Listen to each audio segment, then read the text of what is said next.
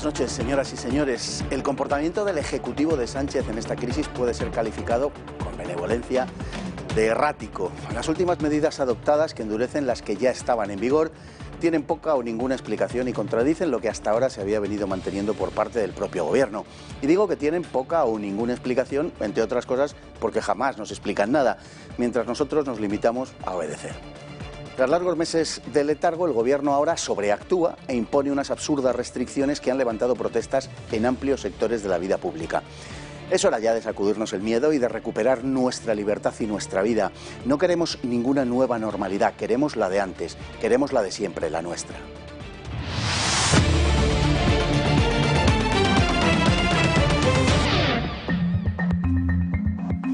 En nuestra sección Desde Fuera, el diario ABC titula "Biden se jacta de que expulsa a decenas de miles de sin papeles". Claro, la pregunta se impone: ¿de verdad no tenían nada mejor los globalitarios que este señor? Esto es lo que pasa cuando se pone en la presidencia a alguien como Sleepy Biden, que de pronto se despierta y se vuelve ingobernable. Y suelta lo que le parece y a veces hasta dice la verdad. Y la verdad es que el muro para detener inmigrantes lo empezó a construir Clinton, y la verdad es que el campeón de expulsiones de ilegales fue Obama, y la verdad es que Biden votó ambas cosas en su día y se quedó tan ancho. Hoy los obedientes medios de nuestro país le ponen sordina a las declaraciones de Biden, que por cierto aún no ha llamado a Sánchez. ¿Será que no ha tenido tiempo desde noviembre? O a lo mejor es que desde el taca-taca no alcanza el teléfono. Y hablando de inmigración, les vamos a contar una historia, desgraciadamente, más común de lo que parece. La entrada de criminales en medio del caos migratorio propiciado por el Gobierno y las ONGs.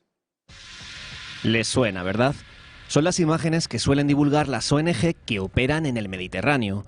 Inmigrantes desesperados al borde del naufragio, con hambre, sed, calor, un drama. Sin embargo, y sin negar la emergencia humanitaria que se sufre en muchos lugares de África, lo cierto es que ni la inmensa mayoría de los que llegan a nuestras costas son refugiados, ni las organizaciones que les rescatan son sin ánimo de lucro. Veamos un ejemplo del que no se hablará en casi ningún medio. Anis Amri nació en 1992 en Túnez. En enero de 2011, poco después de la revolución que se produjo en su país, desembarcó en Lampedusa como refugiado. Uno de tantos. Casi 6 años después, el 19 de diciembre de 2016, asesinó a 12 personas e hirió a 70 en el atentado del mercado navideño de Berlín. Antes, en Italia, y a los pocos meses de llegar, quemó el centro de internamiento en el que fue acogido. Fue detenido también por robo, amenazas y agresión. Por todo ello, fue condenado a 4 años de cárcel. En todo este proceso, su abogada fue Rosa Lofaro.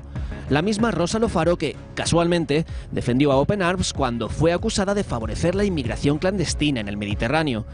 Curioso, ¿verdad? Pues no tanto, porque Lofaro pertenece a la Asociación de Estudios Legales sobre Inmigración, la ASGI, por sus siglas en italiano, financiada por la Open Society. ¿Adivinan de quién? Sí, de George Soros. Y es que Soros lleva años regando de dinero a las organizaciones que promueven la llegada masiva de ilegales a las costas europeas. La estrategia está clara: navegar hasta aguas internacionales, fingir quedarse a la deriva, dar la voz de alarma, mandar la geolocalización y Open Arms o alguna de sus ONG hermanas acuden al rescate. Después, obviamente, les llevan hasta el puerto europeo más cercano. La situación es tal que muchos jóvenes magrebíes presumen en sus redes del modus operandi y de lo fácil que se lo ponen las autoridades españolas. Jóvenes, por cierto, que ni son refugiados ni provienen de una situación extrema. Simplemente emigran a Europa ayudados por mafias que fingen ser humanitarias y son acogidos luego en nuestros países con el dinero de todos. Son nuestras leyes las que permiten que gente como Anis Amri, tras no poder ser deportado después de salir de la cárcel, recorriera Europa hasta robar un camión, matar a su conductor y arrasar el mercado navideño de Berlín, asesinando a 11 transeúntes. Amri fue abatido días después en Milán, a donde se había trasladado para seguir atentando. Y así, ahora, viendo la situación en Canarias, con campamentos desbordados y llegadas masivas día a día, es imposible no preguntarse: ¿acaso nuestro buenismo no está favoreciendo en realidad a las mafias del Mediterráneo? ¿Acaso no estamos permitiendo que Soros llene nuestras fronteras de caballos de Troya? ¿Acaso no será mejor prevenir antes de que vuelva a ocurrir un caso como el de Anis Amri? Don Rubén Pulido, muy buenas noches. Muy buenas noches, Fernando. ¿Qué tal? ¿Cómo va todo? Pues muy bien, daros la enhorabuena por el vídeo introductorio, que la verdad que yo, mucha de la información, ¿no?, que aparece la había revelado yo, pero el montaje y cómo lo habéis relatado, pues tengo que daros la enhorabuena. Esta historia, no, y sobre todo hay que darle la enhorabuena a don Rubén, porque esta historia, quien la saca y la publica en Twitter, es precisamente don Rubén Pulido, y yo creo que causa un impacto grande, porque se le está poniendo nombres, apellidos, cara y ojos a una serie de acciones que de otra manera nos parecen pues absolutamente anónimas, y que además, como nos hemos hartado de denunciar ya tantas veces, los medios sistemáticamente silencian. Todavía Twitter, vamos a ver durante cuánto tiempo, permite este tipo de cosas, y a don Rubén, por lo menos, que sepamos, esta vez no le han censurado. Sí, de momento no, de momento el hilo, ¿no?, que trae la mayoría de la información va por los 5.000 retweets. La verdad que la gente está abriendo los ojos, ¿no? Ver este tipo de información a muchos les ha pillado por sorpresa, otros ya habían oído algo, y bueno, y tengo que decir que este tipo de información, para que tengamos un ejemplo, ¿no?, de lo que cuesta algunas veces saber y ser consciente de todo lo que está ocurriendo en torno a la inmigración ilegal, pues esta información me ha costado más de un año obtenerla. Es decir, obtener estas diligencias, estos nombres, estos apellidos, la abogada que defendía Open Arms, el magistrado, ¿no?, que también forma parte de una asociación de magistrados que apoya la bienvenida de refugiados a suelo europeo. Toda esta información me ha costado más de un año, y me ha costado más de un año porque te lo pone muy complicado para llegar hasta ahí. Lo que simplemente es una diligencia, pues te ponen miles de trabas burocráticas, y luego, aparte, no, pues son las personas también que hay ahí que están impidiendo de alguna forma pues que tú puedas llegar a este tipo de informaciones. Y esto lo digo porque quizás ejemplos como el de Anis Henry pues no sean un mero caso aislado, ¿no?, y haya muchos de estos potenciales terroristas, ¿no?, que hayan sido en un momento detenidos por ONGs o por asociados a las organizaciones gubernamentales o a la Open Society, como hemos visto en la introducción, y no sepamos nada de ello. Es decir, claro, que no sea un caso aislado y que sea más frecuente de lo que quizás nos pensamos, y es en lo que estoy trabajando en estos momentos, claro, en tratar de evidenciar conexiones con otros terroristas que hayan cometido algunos atentados en suelo europeo. Es que es un caso, en cierta manera, arquetípico, es decir, reúne muchos de los elementos que nos encontramos con frecuencia. Es una persona que llega a través de Lampedusa, año 2011, estamos en plena crisis, digamos, es acogido en un centro social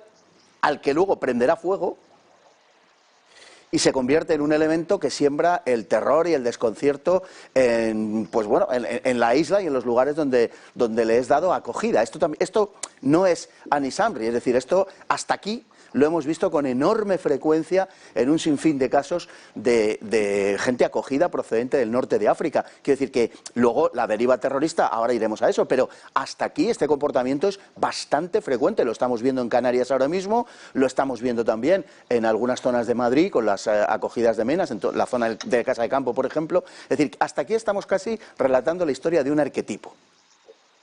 Sí, es así, ¿no? Se alinean una serie de hechos que no solo se han dado alrededor de Anis Henry, sino que se están dando y a día de hoy en lugares, como bien has dicho, como en Canarias o como Almería o como Cataluña, ¿no? Cataluña también está siendo ahora mismo muy azotada por este tipo de inmigración altamente radicalizada, que la mayor parte de esa inmigración altamente radicalizada está entrando en estos momentos a través de la provincia que más pateras ha recibido en lo que llevamos de 2021, que es Almería, y ahí es donde se está detectando a través de suelo argelino la entrada de este tipo de inmigración, pues que es altamente preocupante y que en muchas ocasiones es más de la que quizás sabemos a través de medios de comunicación y demás, porque hasta el momento no he visto ningún medio de comunicación que lo diga, pero en muchas ocasiones la mayoría de estas embarcaciones no llegan a ser interceptadas, y no llegan a ser interceptadas porque las mafias, los traficantes traficantes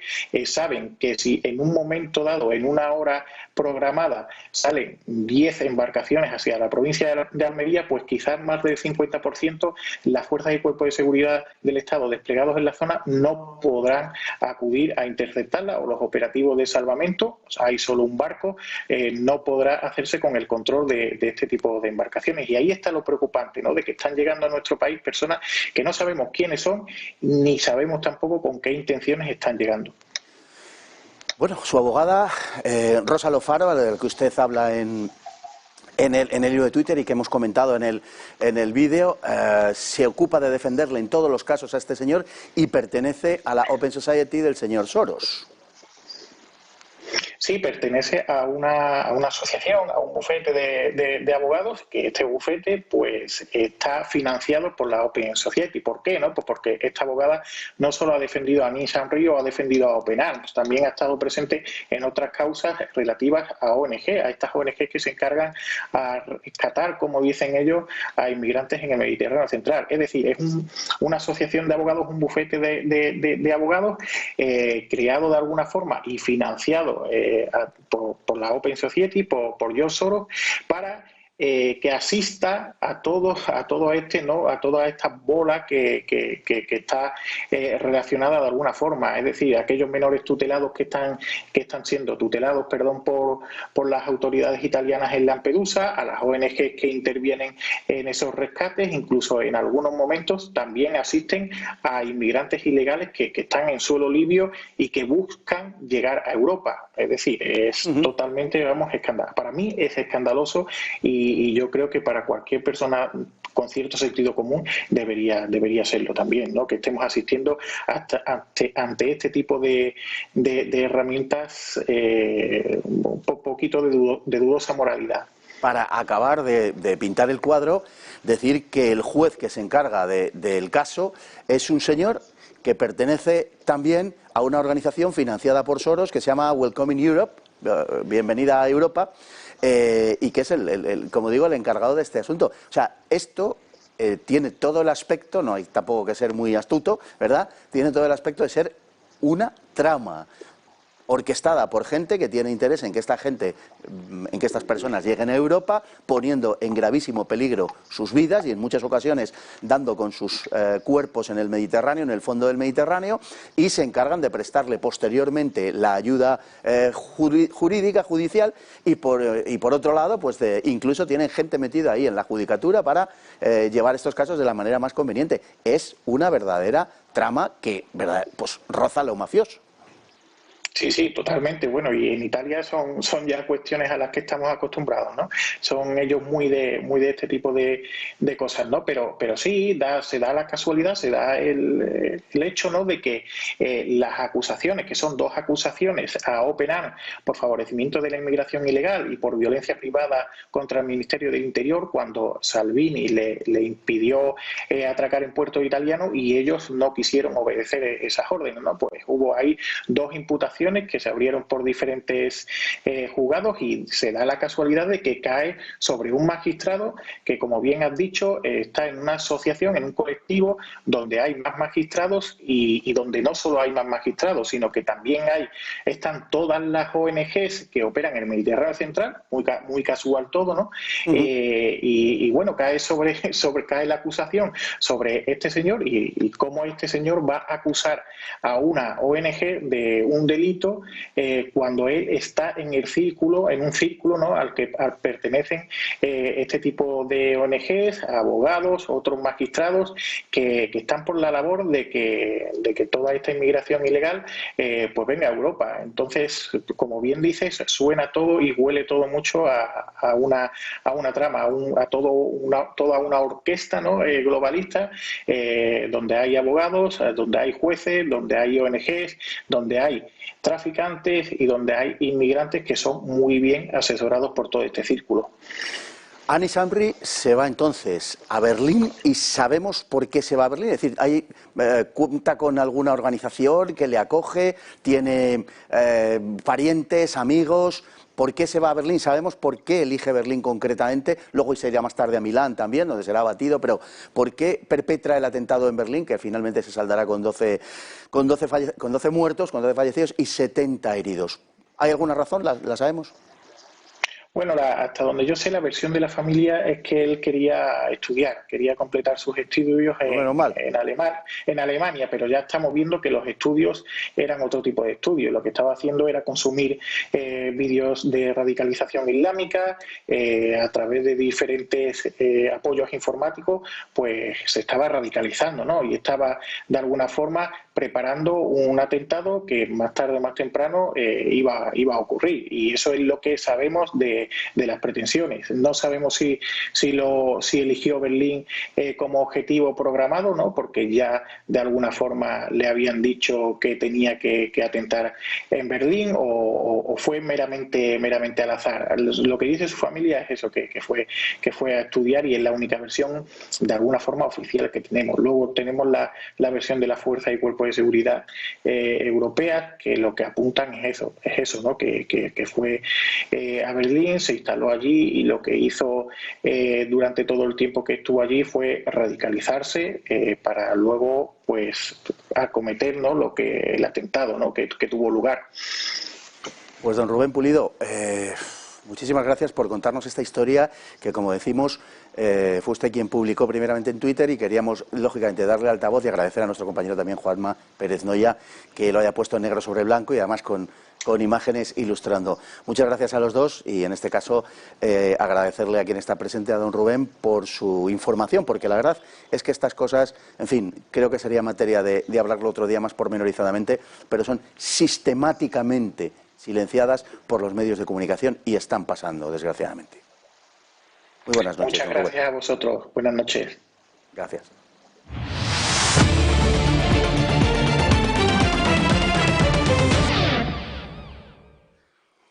Y en nuestra hemeroteca tenemos otro titular del diario ABC, siempre impagable. La incidencia acumulada baja a 146 casos debido al 9º ajuste en el sistema de medición.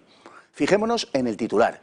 Sanidad ha ajustado, púdica perífrasis, hasta 9 veces el sistema de medición de incidencias de COVID-19. Repito, 9 veces. Yo creo que no se puede decir con mayor claridad. Hacen prestidigitación con los números para adecuar la realidad a los propósitos que persiguen. No existe un criterio, sino en función del resultado que se desea obtener. De este modo tendremos una cuarta, una quinta y una 26ª ola, si así conviene. Simplemente ajustarán el sistema de medición.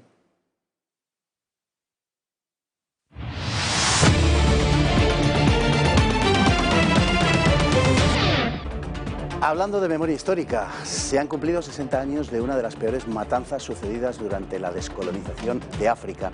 7.000 personas, 6.000 negros y 1.000 blancos, fueron brutalmente asesinados a cuchillo o con rústicas armas de fuego tras innumerables vejaciones en el norte de Angola cuando ésta era portuguesa. Nadie se ha acordado de aquellas mujeres, niños, ancianos y jóvenes que fueron masacrados brutalmente. Se cumplen ahora 60 años de una brutal masacre que tuvo lugar en Angola a mediados de marzo de 1961 y que se ha enterrado por conveniencias de tipo ideológico. Pero la realidad histórica es que 7.000 portugueses, unos 1.000 blancos más otros 6.000 de origen africano, fueron asesinados en el norte de Angola a manos de una guerrilla independentista negra, iniciando una brutal guerra que duraría 13 años. El 15 de marzo de 1961 se pudo oír en aquella región un lejano rumor en el que se distinguía el lema «Mata, mata, upa, upa». Los militares independentistas, drogados por sus dirigentes, cayeron sobre todos los que no se habían sumado a sus filas, asesinándolos de forma salvaje sin distinción de edad, sexo o raza con sus machetes y escopetas de fabricación casera. El rastro que dejaron fue terrible. Los bebés fueron aplastados y abiertos en canal. Las mujeres violadas masivamente y luego destripadas con sierras mecánicas. Sus cabezas clavadas en estacas. Los varones desmembrados. Las casas, plantaciones y aldeas quemadas hasta los cimientos. La brutalidad fue tal que el líder de la UPA, Holden Roberto, dudó acerca de reivindicar la acción. Roberto estaba abundantemente apoyado por las fuerzas anticolonialistas, como en el caso del presidente tunecino Bourguiba, que le ofreció ayuda militar contra Lisboa, y el Congo, que se convirtió en refugio para la guerrilla y base de su entrenamiento y abastecimiento, contando con el apoyo de la CIA durante la época de Kennedy, comprometido con la autodeterminación de los países africanos para arrancarlos de la órbita europea y atraerla a los intereses comerciales estadounidenses. Holden Roberto y la UPA eran milicias prooccidentales que se oponían a los comunistas del MPLA, pero desde entonces empezaron a perder su atractivo a buena velocidad y jamás llegarían al poder. Cuando Holden Roberto pudo presentarse a unas elecciones, apenas pasó del 2% de los votos. Murió en 2007, sin ser imputado por sus actos criminales. En el Portugal de hoy se ha obviado la conmemoración del terrible episodio. E incluso más, los socialistas comienzan a plantear los primeros pasos de lo que podría ser una memoria histórica lusa. Mientras, en el pasado febrero, un diputado socialista ha pedido el derribo del admirable monumento a los descubrimientos sito en Lisboa, justificándolo en que hay que limpiar de la memoria elementos que son perjudiciales para la construcción de una democracia plena. La razón de tal petición no es solo lo que el monumento representa, sino el hecho de que haya sido erigido durante la dictadura de Salazar. Están reuniendo todos los elementos de un discurso orwelliano que nos resulta enormemente familiar en España. Don Álvaro Peñas, muy buenas noches. Buenas noches, Fernando. Bueno, truculento asunto, doblemente truculento, por un lado por lo que sucedía hace 60 años, por otro lado porque a nuestros hermanos portugueses les empieza a planear la ominosa sombra de la memoria histórica. Dios quiera que no les alcance.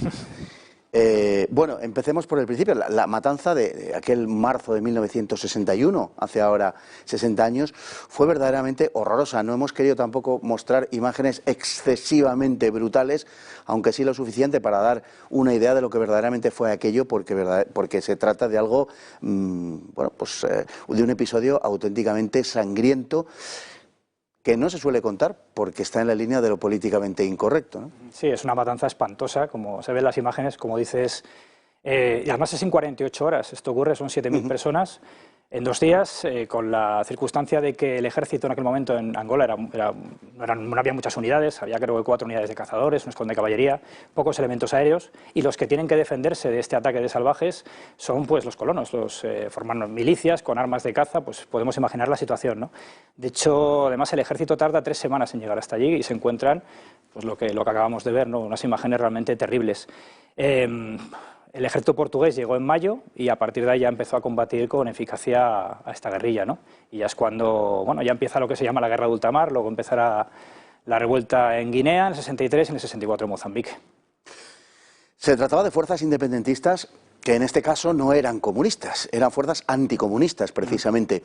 Habían sido, bueno, estaban amparadas por Estados Unidos. En ese momento hay que ponerse en la época de la descolonización, lo que hay es un continuo tira y afloja entre soviéticos y norteamericanos para ver quién hereda, en definitiva, el colonialismo europeo, venido a menos porque Europa ha venido a menos desde la Segunda Guerra Mundial, y tratan, como digo, de heredar esos imperios de otra forma, no al viejo estilo colonial, pero de otra manera. Y lo que hacen es alentar todo tipo de movimientos independentistas y dan lugar a muchos episodios como este. Claro, sí, la UPA, la Unión de los Pueblos de Angola, es un movimiento prooccidental y es anticomunista. Está dirigido, bueno, como hemos visto, por Holden Roberto. Luego de ahí saldrá UNITA en el año 66. Bueno, le cambian el nombre, UPA cambia el año siguiente de nombre, es el Frente Nacional para la Liberación de Angola. En el 66 sale UNITA, que primero es maoísta y está apoyado por China, y luego da un cambio radical, se vuelve anticomunista y empieza a ser apoyado por Occidente. Y luego los comunistas, que eran los del Movimiento Popular para la Liberación de Angola, el MPLA, que están apoyados por la Unión Soviética. Luego es curioso porque todos estos grupos, aparte de la ideología, también se basan mucho en las etnias. Esto es muy típico en África, ¿no? Es una constante en estos conflictos. Y hay mucha rivalidad entre ellos. De hecho, lo que salía en el vídeo con Holden Roberto, cuando reconoce la autoría de esta matanza, tardó en hacerlo, pero lo hizo para que otros no se llevaran el mérito. Lo cual también nos indica la clase de personajes de la que estamos hablando, ¿no? El llevarse el mérito por semejante barbaridad, ¿no? Y cuando se van los portugueses, cuando consigue la independencia, en noviembre del 75, empieza una guerra civil bestial. Por un lado, UNITA con el FNLA contra los marxistas del MPLA, que son los que al final acabarán ganando la guerra después de 27 años de conflicto, ¿no? Y efectivamente todo esto está dentro del gran tablero de la Guerra Fría, ¿no? Entonces tenemos por un lado los norteamericanos, desde que llega Kennedy al poder en enero del 61, se aprueba una política de apoyo a la descolonización, apoyo a estos movimientos, y es el Comité Americano de África y la CIA los que financian a la UPA. Y luego, por el otro lado, pues lógicamente la Unión Soviética pues financia también a los suyos. No, llegarían a apoyar a Mobutu, por ejemplo, los norteamericanos, que no era ejemplo, bueno, era ejemplo de muchas cosas. De nada. Pero, en fin, o sea que a cada uno lo suyo. Bueno, un país como Portugal, un país pequeño, pero un país decidido también, que además tenía a gala ese mantenimiento todavía de unas colonias que muchos otros habían soltado más de una década atrás. Retenía un imperio formidable en África: Mozambique, Angola, Guinea-Bissau, Cabo Verde, ¿no? Es decir, era un país cuyo imperio rebasaba con mucho lo que se esperaría de un país por extensión y por fuerza demográfica y económica tan pequeño como Portugal. Claro, es que Portugal logró mantener lo que tuvo en su día, ¿no? Empezando desde bueno, Ceuta no lo mantuvieron, pero empezaron la presencia portuguesa en África con la toma de Ceuta en 1415. Y logra mantener eso, y de hecho en la reunión, en la conferencia de Berlín en 1884, va entre las grandes potencias para el reparto, y lo que hace, bueno, pues es establecerse firmemente en esos territorios. Es decir, tiene una historia muy grande allí, ¿no? Y claro, la importancia económica de unos territorios tan grandes para un país tan pequeño, con esos recursos en materias primas, en diamantes, en petróleo, en café, en algodón, pues es fundamental, y es una de las razones por las que evidentemente Portugal no quiere la descolonización. Se dice que se planteó dar la independencia a Guinea, la Guinea portuguesa, pero pensaron que eso podía causar un efecto dominó, y entonces pues no lo hicieron. Y bueno, luego al final lo que tuvieron fue la guerra. Una guerra que fue verdaderamente tremenda para Portugal, también para las propias colonias, y que marcó de una forma muy evidente el final del propio régimen salazarista. Sí, es cierto. Bueno, hay un dicho, que es que la guerra se gana en África y se pierde en Lisboa. Claro. Hay una cuestión que es cierta. Evidentemente, bueno, la guerra en los años 70, en el año 73, el sitio conflictivo es Guinea. En Guinea la verdad es que lo tienen muy mal los portugueses. Allí se declara la independencia unilateralmente en 1973, pero en el 74 en Angola las guerrillas ya están enfrentadas entre sí. Entonces ya tenemos a UNITA atacando a los comunistas, y se llega a un acuerdo con UNITA de no agresión. Entonces realmente, por ejemplo, Angola estaba bastante pacificada. Y en Mozambique la lucha estaba circunscrita en la zona norte del país. Entonces el resto medianamente estaba estable. También tienen en ese momento ya la amistad de Rodesia, de Sudáfrica, de Malawi.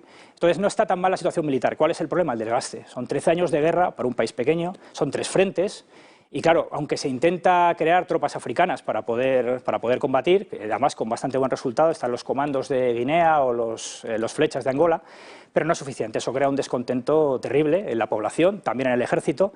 Y luego hay otro factor, que el régimen de Salazar, la lucha cultural, el campo cultural lo había dejado completamente entregado a sus enemigos, ¿no? En mayo del 68 llegarán el 69 a Portugal, y las universidades portuguesas son feudos del Partido Comunista. Todos estos factores, más evidentemente factores externos de otros países que ayudan a que el régimen caiga, pues provocarán el final del régimen de Salazar. Los portugueses de las colonias se distinguían bastante, incluso en sus inclinaciones políticas, de los portugueses de la metrópoli. Claro, evidentemente, por lo que estaban viviendo, como es lógico. Como ha pasado también con otros países Como europeos. el caso de Francia, por ejemplo, con Argelia, evidentemente, claro, porque la situación era completamente diferente, lo que ellos estaban viviendo allí y lo que ha sucedido allí. Una masacre como la que hemos visto no te puede dejar indiferente. No, es muy difícil borrar esas imágenes de tu cabeza, ¿no? Lógicamente. Bueno, además sobre este episodio hay que decir que se ha extendido un ominoso silencio. Nadie quiere hablar de esto, no se quieren tratar estos temas, porque ahora en lo que estamos es en la culpabilización del hombre europeo, blanco, etcétera. Esto pues nos da otra imagen de cómo fueron las cosas. Claro, porque nadie conoce esto, pero todo el mundo conoce a George Floyd, o conoce al Black Lives Matter, ¿no? Efectivamente no hay monumentos, no hay conmemoraciones, no hay absolutamente nada, porque es una historia que no interesa. Antes decías lo de lo políticamente correcto. Claro, es una historia en la que personas inocentes, hombres, mujeres, niños, son asesinados por los que luchan por la libertad, por los que luchan contra el colonialismo, contra el imperialismo. Y ese relato pues no interesa hablar de ello. Ahora ha sido el 60 aniversario. En los medios portugueses, salvo en Noticias Viriato, que es un medio independiente y que de hecho están intentando cerrarlo, que había un artículo detallado contando lo que había sucedido y la situación en Angola y en Mozambique. Lo demás que yo pude ver fue una revista en la que hablaban de las milicias de vigilancia blanca. y lo que hacían era hablar de que los granjeros blancos se habían organizado porque el ejército no estaba y habían cometido pues delitos de sangre, es decir, tratando de equilibrar la situación, lo que se hace siempre, ¿no? Y hay un caso en Portugal también muy curioso que ha pasado este año, que es la muerte del teniente coronel Marcelino da Mata, que este hombre nació en Guinea, pero era, vamos, portugués de alma y de corazón, fue uno de los fundadores de los comandos, es el soldado más condecorado de la historia de Portugal. Estuvo en más de 2.400 misiones de combate, algunas de ellas de rescate muy conocidas, y sobrevive a la guerra. Y cuando está en Portugal, durante la Revolución de los Claveles, es detenido, es llevado a los cuarteles de artillería en Lisboa y allí le torturan pues, militares y militantes de la extrema izquierda. Se escapa a España, pasa aquí unos meses hasta que la situación en Portugal se calma y vuelve. Pero claro, es el mayor héroe de guerra de Portugal. Ha fallecido, se celebró honores militares en su entierro y estuvo presente el presidente de la República, ¿no? Marcelo Rebelo de Sousa, como en su condición de jefe de las Fuerzas Armadas. Pero políticamente, salvo Chega y el CDS, que es un partido pequeño de centro-derecha, nadie quería hablar de este tema. Estos partidos llevaron al Parlamento una moción de duelo por el fallecimiento del teniente coronel, que fue aprobada, pero para los conservadores y los socialistas esto era un tema completamente incómodo. Y bueno, luego la extrema izquierda, por supuesto, le acusó de criminal de guerra. Y tenemos lo mismo, es decir, Portugal es un país racista, pero resulta que su mayor héroe es un africano. Entonces, no interesa hablar de este tipo de cosas. Esto es mejor dejarlo y seguir pues, con su tema, ¿no? Con todo lo que entre en el discurso políticamente correcto. Y hablando del discurso políticamente correcto, como decíamos, la memoria histórica empieza a acechar la noble historia del país portugués, de nuestro país vecino y hermano. Y bueno, ahora iremos con lo que pretenden destruir, pero lo que pretenden en principio construir es un monumento contra la esclavitud. Sí. En fin, que lógicamente pues, pretende fustigar la historia portuguesa al respecto de este asunto, porque todo el mundo sabe que a lo largo de la historia de la humanidad solo los blancos han tenido esclavos negros, no ha habido otro tipo de esclavitud. Así es, efectivamente. Además esto viene muy a colación porque el otro día el Consejo de Europa le ha pedido a Portugal un esfuerzo para que se reconcilie con su pasado colonial, ¿no? Es decir, tiene que hacer un esfuerzo porque se tiene que avergonzar de su historia. Y también, de hecho, citaba, ¿no?, la buena noticia que era que se coloque este monumento a las víctimas de la esclavitud. Claro, que además lo va a hacer un angoleño, ¿no?, para cerrar el círculo. Es lo de siempre, hay víctimas de primera, de segunda o incluso de tercera clase. Por otro lado, se pide también derribar el monumento a los descubrimientos que está en el puerto, en una de las márgenes del Tajo, en el puerto de Lisboa, que es un monumento, además, desde el punto de vista artístico, bastante estimable. Y estos talibanes socialistas pretenden su destrucción. Sí, bueno, además es uno de los monumentos más visitados de Lisboa, ¿no? Sí, es claro. Un sitio espectacular. Es cierto, esto es la idea, la ocurrencia de Estamos viendo ahora mismo en pantalla. Sí, Ajá. Así es. La ocurrencia de un diputado socialista, Ascenso Simoes, que ha dicho que hay que destruirlo, efectivamente, porque esto se hizo en la época de Salazar y esto hay que borrarlo de la memoria, ¿no? Me imagino que siguiendo la propuesta del diputado, pues empezarán también a destruir casas, puentes o carreteras, o todo lo que se hizo en la época salazarista. Pero es un absurdo, pero bueno, lo que revela en realidad es cómo la izquierda, igual que en España, la izquierda portuguesa también tiene un problema con su pasado. Bueno, yo creo que es a nivel general, a nivel europeo. Y lo peor es que nosotros tenemos un problema con ellos. Sí. Nuestra civilización tiene un problema con ellos. ¿Por qué? Eso es. Y claro, encima cuanto más se profundiza en esta política de defensa de la minoría, de defensa de los grupos minoritarios, pues claro, la historia cada vez es más complicada, cada vez es más incómoda, cada vez es más molesta. Y de hecho, o la tachan directamente de fascista, aunque estemos hablando de cosas que han sucedido en el siglo XIII, ¿no? Y ese es realmente el gran problema. Entonces, lo que se está buscando es, desde luego, reescribir la historia. En el vídeo decían, ¿no?, algo orwelliano, y realmente Orwell lo dijo, ¿no?, quien controla el pasado controla el futuro. Y eso es en lo que están. Y nosotros quedaremos la batalla. Don Álvaro, muchísimas gracias por estar esta noche con nosotros. Nos vamos con la frase del día de la noche, que dice que todo es presencia, todos los siglos son este presente. Octavio Paz. No tiene nada que ver conmigo, por cierto. Muy buenas noches.